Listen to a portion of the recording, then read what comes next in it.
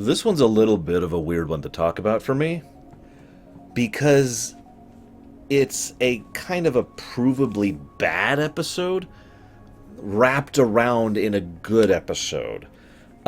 This is an episode whose script is kind of poorly done and incredibly obvious and incredibly blunt and blatant. There's not a lot of subtlety. There's not a lot of intellectual anything. It's not very well written. The dialogue doesn't really snap. There's not a lot of smartness about it, with a couple of exceptions, etc., etc. And there's one really good exception. I'll get to that later. And the overall plot is, well, see, the thing is, this is funny. This is actually a compliment coming from me. It's very non-standard for Voyager. There is no A plot, B plot. There's no real threat to the ship, with one exception. They just had to slide it under the window there, I swear to God. And it doesn't... Point being, there's not a lot that really makes this episode shine, except for one very important thing. It's fun.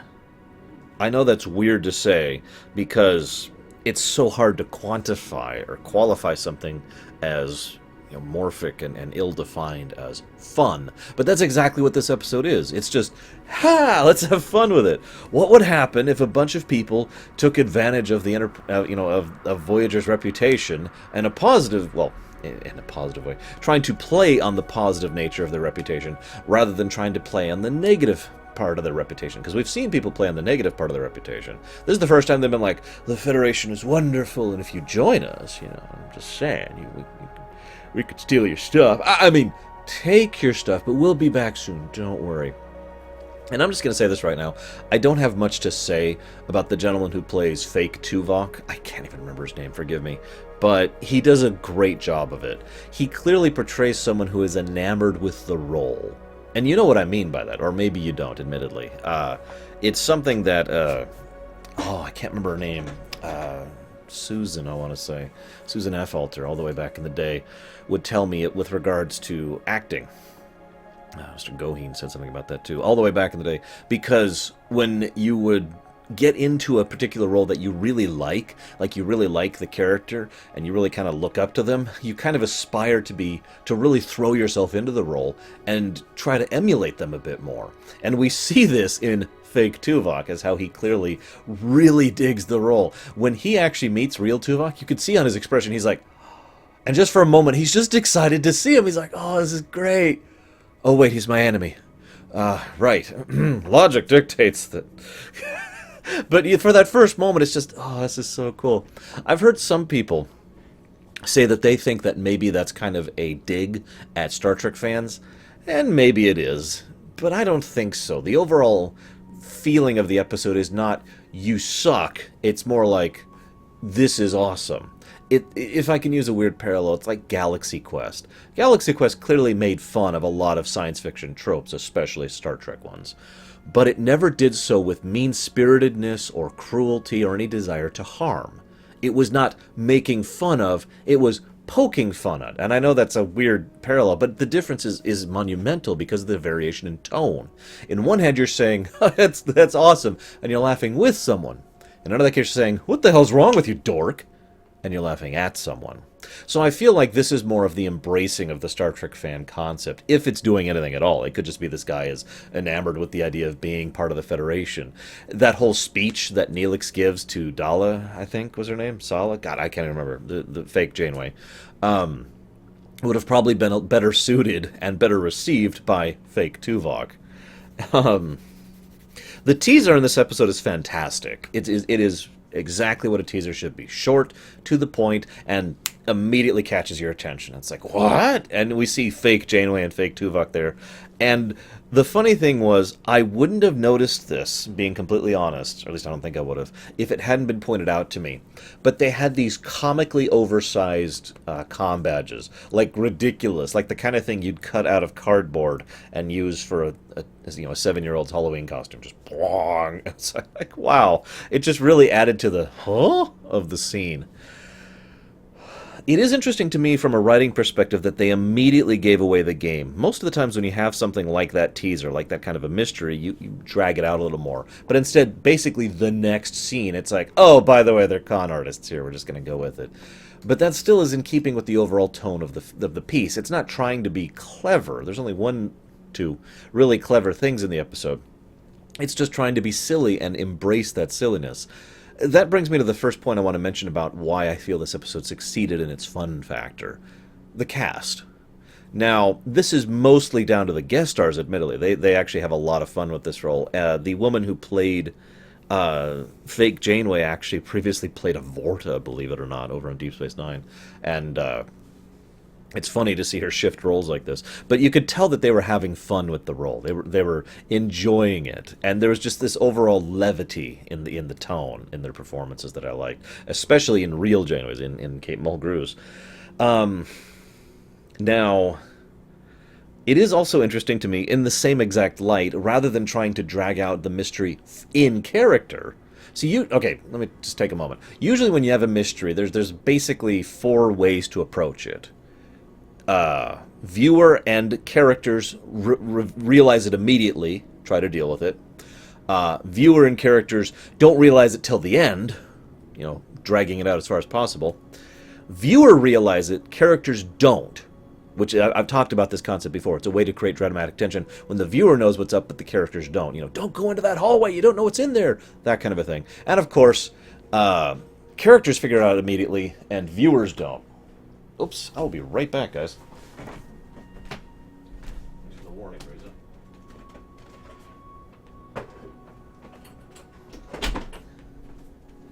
Sorry about that. Forgot to shut my door there for recording.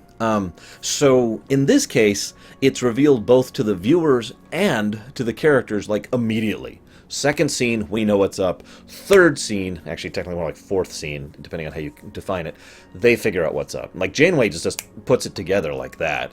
And it was nice to see her portraying someone who was frickin' smart, as opposed to the usual.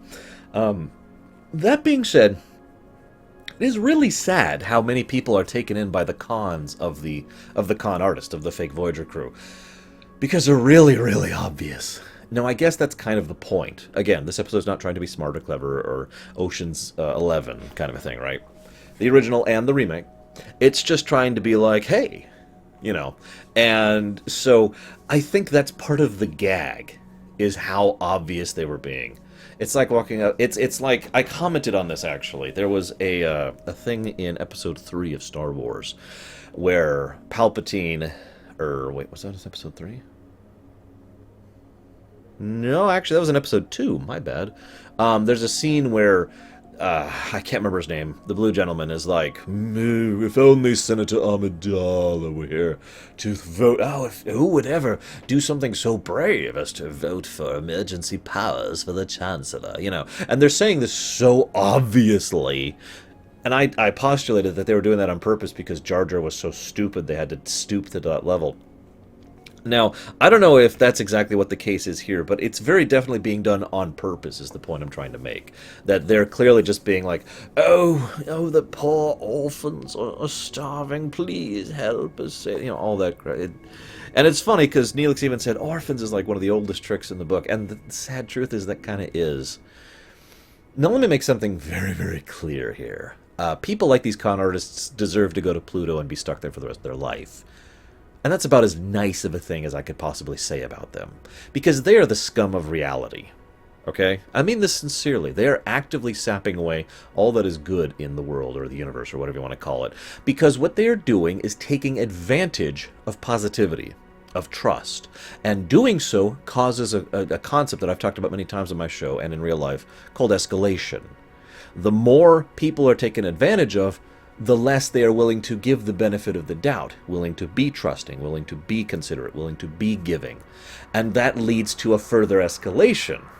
Because, and I'm not going to get into the whole social dynamics of the thing. I'm not. I'm just going to let it go. It's a good thing, though, that this episode was a lighthearted episode, because otherwise I just want to punch these people until the blood stops coming out. Moving on.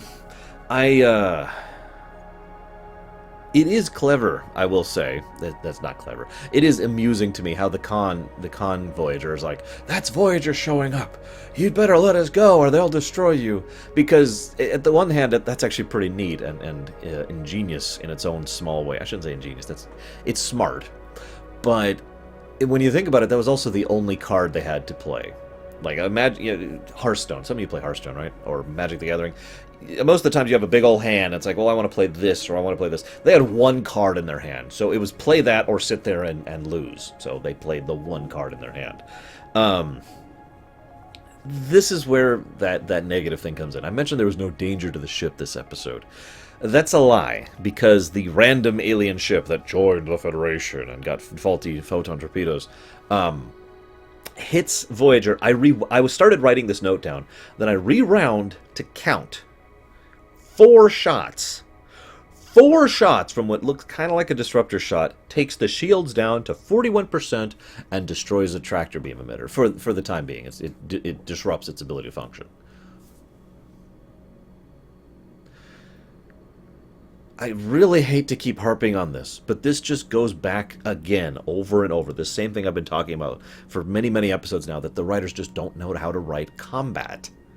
And they really should have hired a consultant or a creative individual to go onto the team, the actual permanent member of the team, to say, hey, space battle. And then that person steps in and writes in the space battle.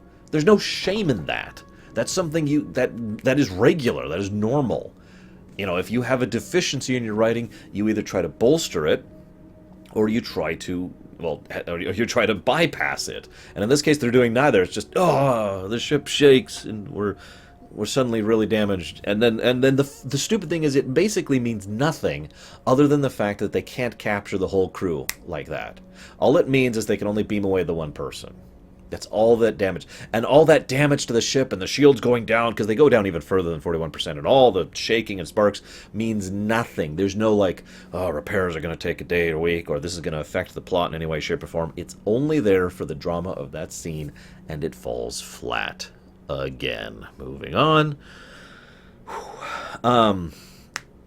The countercon that the Voyager crew do to the fake Voyager crew is very typical and is exactly what you'd expect in this case. It is basically a textbook reaction. It's how you normally beat con men or con women or con people, whatever. Let's be progressive about it. Connors, like John O'Connor. No, that's how you usually beat a con person.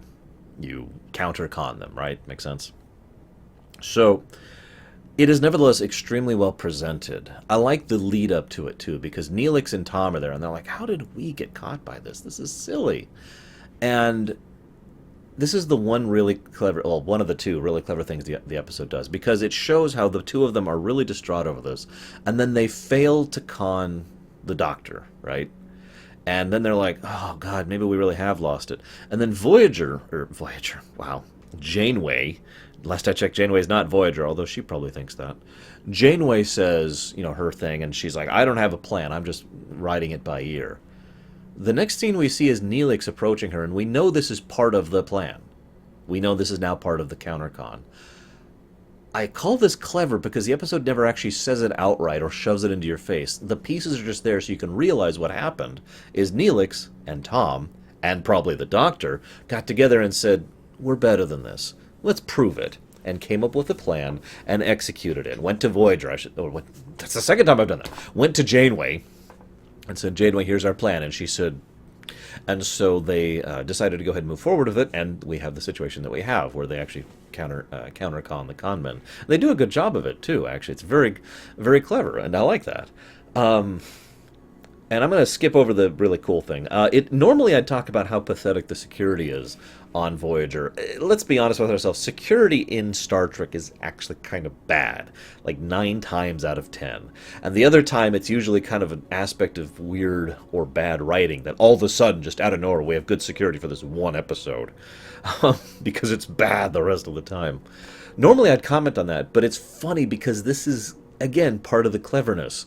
The episode is kind of playing on us, the audience, because we know Voyager has terrible security. They have pathetic, disgustingly, abhorrently bad security.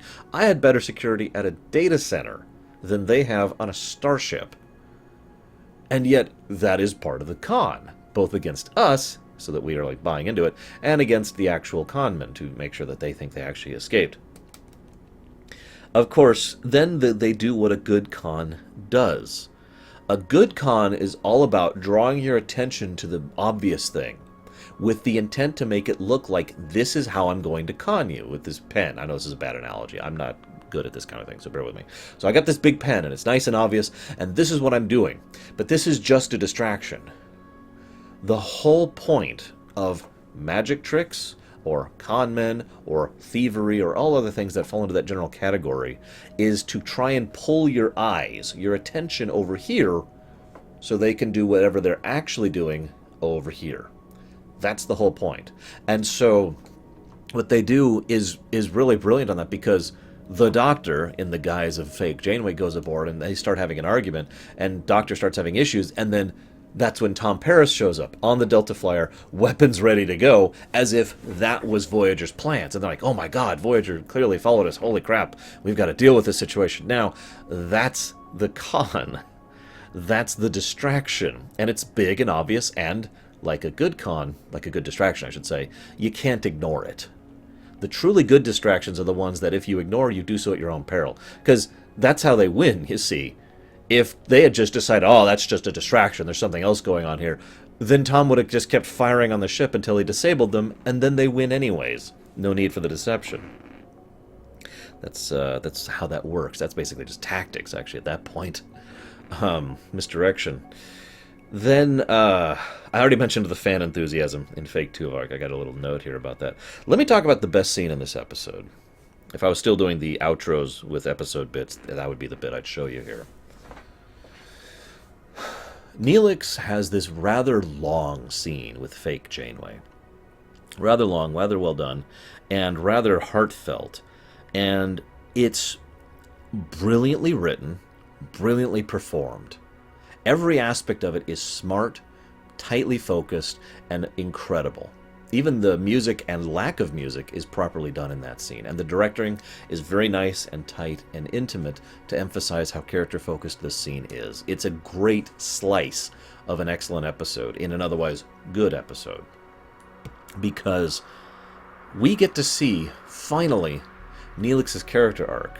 We never saw Neelix's character arc. We saw him as he initially was, kind of a bastard, kind of a con man, and he even admits it flat out. I got food and protection, and I wasn't sure what they wanted in exchange, right? And then, of course, he reveals what they wanted in exchange. Loyalty, respect, honesty, hard work, all that fun stuff. But that's basically a different game. That's like they walked away from checkers and walked over to the chess table. That's how divergent that is from what he was expecting. We get to see the Neelix arc that should have been, really, in that scene. We get to see the hardened, bitter individual who lived in a trash heap and was willing to lie to people willing to help him in order to accomplish his own needs because he was so cynical, so bitter. This is the person who got along just fine with, I can't remember his name, from, I can't remember the name of the episode either. Hang on, no, I can do this, I can do this. I'm going to interrupt my own speech. Because this Fair Trade. Fair Trade is the name of the episode. That's and the name of the character. Hang on. Wow, there's a lot of stuff here. The name of the character is this it? Wixaban. Or Wix. There we go. Wix. That's why that didn't sound right. So Wix, okay? We see here, and we have been implied ever since, that Neelix was like Wix at one point in time. That he didn't believe in people. There was no idealism, there was no optimism, there was a hard pragmatism covering a layer of harsh cynicism. This is the kind of person who would gladly sell out his friends because he knows they'll sell him out in the end. And for probably the only real time we get to see the Federation ideal in Voyager. It's so rare. We really get to see that in Voyager. I shouldn't say the only time. There's been a couple other times. But here we get to see how with kindness and honesty and sincerity, the crew of Voyager slowly broke down a bitter, dark old man. Well, he's not that old. Darkened man, middle-aged man, whatever. Broken. Let's use the word broken. I think that fits much better given Neelix's past. A broken man. And turned him into the lovable, kind-hearted, willing to accept help for others, frankly kind of naive. He's got his own flaws. But the good character that Neelix should have been and is sometimes portrayed as. And we see that in this episode. He is portrayed as Neelix should have been in this episode. And I like that a lot.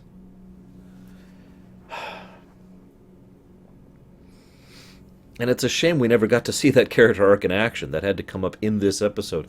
And the best part is it's being done smartly, because you get the impression that if she honestly, positively reacted to his overtures, they would have just gone with that. That was plan A. If she betrayed him, that's okay. That was part of the plan anyways. That's plan B. It's brilliant because that's kind of the Federation ideal still, isn't it? We'll reach out a hand to you. But if you try to stab us, well, we're expecting that, so we're ready for it. We're still reaching out the hand, though. This offer is still genuine. And I like that. So, that's all I got. Good episode. I liked it. I'll see you next time, guys.